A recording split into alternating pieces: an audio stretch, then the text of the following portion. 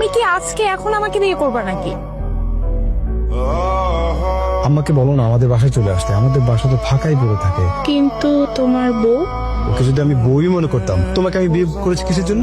শোনো না, আমার না ভীষণ ঘুম পাচ্ছে, আমি এখন একটু ঘুমাবো। বলো না রুম ঠিক করতে। এই রুম ঠিকঠাক হয়েছে? তাহলে দাঁড়া আছিস কেন? যা, এখন থেকে এই যে সংসার পুরাটাই তোমার। আম্মু আমাকে কি আব্বু স্কুলে দিয়ে আসবে না? না মা, এখন থেকে আমি তোমাকে স্কুলে নিয়ে যাব।